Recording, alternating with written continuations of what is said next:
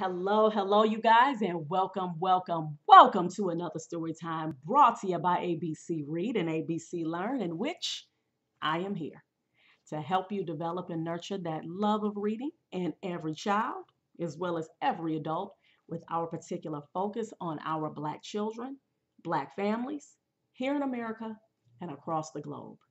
Welcome.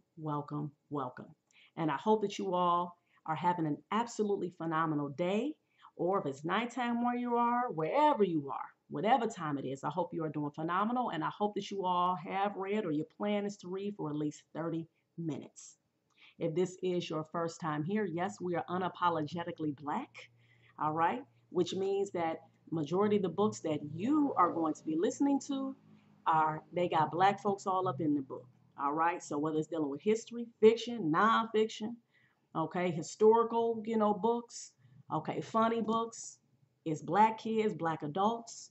The books that I read, majority of them have been written by Black people, have been illustrated by Black people, because this is what we need to see. This is one of the ways in which we're going to get our Black children into reading. They need to see themselves being represented in these books on every level. Okay. Now, I just want to share a quick story with you all. Please go get your pen and a notebook so you can take this note. My student Anthony, because I am a reading tutor, by the way, pre-K through third grade, I am going to increase the grades actually, because actually my one student Anthony that I've been tutoring, he's actually going to the sixth grade. All right. And we had to come up with a plan. And he got a book that he was told to read over the summer. The name of that book is called Because of Winn-Dixie. Now, he had the book for about a week. And then when I had saw him for the next session, I asked him, I said, okay, so tell me about the book. Have you started it? And he was like, not yet. I said, okay, what's up? And so then that's when we started discussing how he can go ahead and get started with this book. Okay, so what I did was I said, okay, we're going to come up with a plan.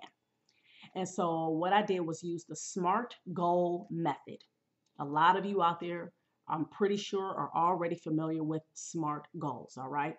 So what that means, for those of you who don't know, SMART is actually an acronym, which means that all the letters in the word SMART actually represent something. Okay, so the S stands for specific, okay, which means you have to be clear, straight to the point of the goal that you're trying to achieve.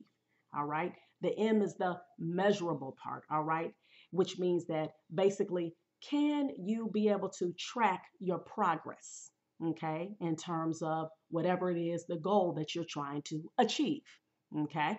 The A stands for attainable, which means can you actually achieve that goal? All right. Can you reach it? Okay. The R stands for real or relevant. Is that goal that you're trying to achieve, is it related to your life? Is it going to benefit you in some way? And then the T stands for time based. Can you get this goal achieved in a timely fashion? Which means that it's not going to take too long to where you like, man, it just takes you off track. So that's the method that we used. So since his book is 182 pages, and he had, from that time that we had our session, he had like about 10 more days left until school started. So we did the calculations. I went in the lab. We said, okay, carry one, drop to five. Okay, so then we figured it out. We said, okay, you know what? 10-day span, 18 pages per day. With a couple of those days, he would have to read 19 pages. All right. So we got that squared away. He came back the next week. I said, so what's up, Anthony? What's up? You start on that book? He's like, yes. I was like, yes. He said he was about halfway through the book. I said, yes. I'm like, that's what's up. That's what's up. And then now this is the part that got me, y'all. I had to hold back. I had to hold back the tears. He said that he was able to do this because of me. I said, huh? He said he would not have thought about trying to finish that book. And also, when we started talking about his future in terms of what he wants his house to look like and how he wants a reading room in his house. I mean, we literally, our conversation went from him starting that book, us talking about that book, into how he wants his house to be set up and how he wants a reading room in his house. All of that came from us making a plan with him started reading that book.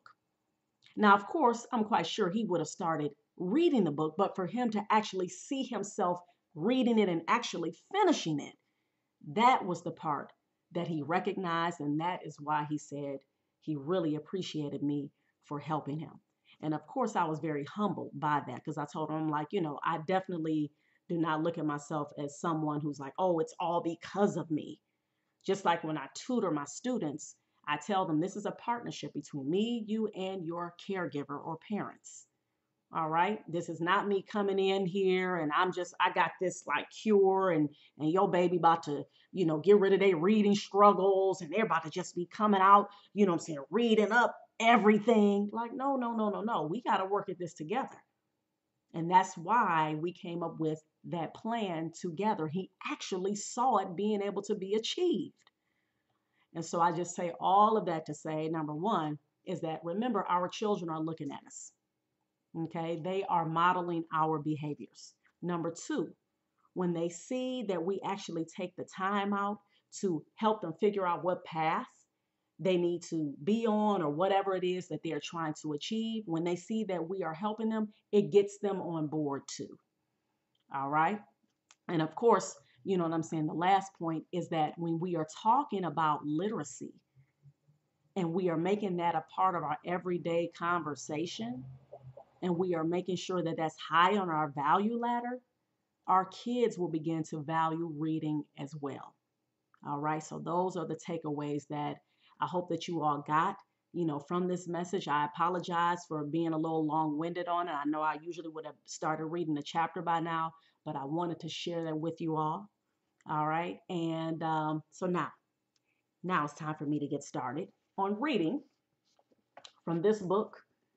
Again, because we're going to finish this book. That is my goal, for us to finish reading this book together. And I hope that's your goal too. Stealing the Game.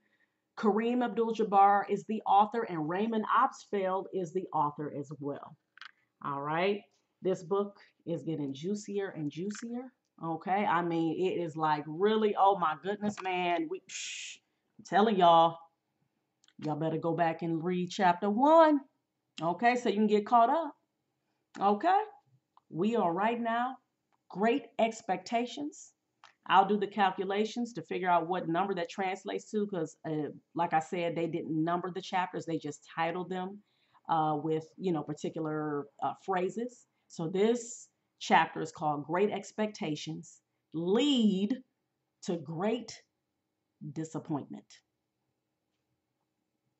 As soon as I walked through the door into my house, my parents rushed at me with their, "We have company, so act happy," smiles frozen on their faces. "Chris, we have a surprise for you," my mom said. She pulled me into a hug and whispered into my ear, "She's considered the best in the county and is costing us a fortune. So be nice." My dad just smiled and gave me an awkward thumbs up, like he just read about the gesture in Time magazine and was trying it out for the first time.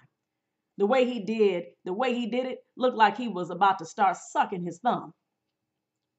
I don't want you to get the wrong idea. My parents are pretty cool when it comes to caring about me. I've never felt anything but unconditional love for them. Yes, they have expectations. Yes, they want me to be the best version of myself that I can be. And that can be massively annoying. The fact that I have to hide parts of who I am from them because I know they disapprove is painful. But I get where they're coming from. They're both overachievers who excelled in school and now excel at being lawyers. They love what they do. They love each other. And they love Jax and me. In their minds, they found the perfect formula for success and happiness. And they want Jax and me to follow their formula. because they think it will make us happy as they are. I thought Jax was doing just that, and the formula was working for him, which left me as the eyeball of the family. I had no interest in law. I barely had interest in finishing high school. The only things I actually liked doing were playing basketball and working on my comics. Jack's dropping out of the Richards foolproof formula for success and true happiness must have scared the bleached teeth out of my parents. I had to admit, it even scared me a little. I mean, I'd always figured that if everything else failed, I'd always have the Richards formula to fall back on. But if it didn't work for Jax, how could it possibly work for me? Which is why I was now being introduced to Hannah Selby, the best something in Orange County. Hi, I said as we shook hands. Hannah was about my height, 5 feet 11, tall for a girl. She was in her early 20s, though her pale blue eyes were so piercing when they stared at me that she seemed older. She was that rare California blonde who was actually born that way. I could tell because her hair was nearly white from the sun. She even smelled like sunscreen. She reminded me of a younger Pepper Potts, Iron Man's girlfriend in the movies. Except she had a little scar under her left eye that was shaped like a long comma. I tried not to look at it, but I couldn't help myself. Fencing accident, she said, touching her scar. I used to fence in college. I was showing my little sister how to do it, not noticing that she'd accidentally knocked off the protective tip. She shrugged. That's what little sisters are for, I guess, to remind us to be more careful. Little brothers, too, a voice said. Jax closed the front door behind him. Hey, Hannah, what's new at the zoo? Jax knows her? Hi, Jax, Hannah said stiffly. She pronounced his name like it was something nasty she'd step in and couldn't scrape off her shoe. Okay, some bad history there. I could smell beer on Jax's breath. From Mom and Dad's sour expressions, so could they. Mom stepped forward, took Jax by the arm, and walked him toward the stairs. I'm sure you'd like to freshen up a bit, Jax. Then Dad and I would like to hear all about your day. Jax snorted as he climbed the stairs. Sure, Mom. I'll tell you about how me, Bucky, and Tommy hung out at the malt shop reading Archie comics and playing punch buggy all day. I watched him climb the stairs, my jaw literally hanging open. I'd never seen Jax be such a smart mouth before. My dad glared at him, barely able to contain his anger. But we had a guest, and that took precedence over yelling at Jax. So, Hannah said, her warm smile back in place, your mom and dad say you need a little help with math and science. More than a little, I thought. But I said, I guess. We heard the shower turn on upstairs. Then we heard Jax singing an oldies rock song I'd heard when driving with Dad. The group was the Zombies, and the song was, Tell her no. Tell her no, no, no, no, no. There were a whole lot more no's, which he screeched loudly. Why don't we go into the living room, Mom said. I'm sure we'll be more comfortable there. That's okay, Miss Richards, Hannah said. I should be on my way. I just wanted to stop by, meet my newest pupil, and set up a schedule. She took out a small planner and a pen. Now, how many days a week do you want me here? What do you suggest? Mom said. Hannah shrugged. I'll know better after our first session. Will you or Mr. Richards be home during these sessions? I'm not sure. Some days we both work late. Will that be a problem? Not for me. Sometimes students work better without distractions. They can focus more.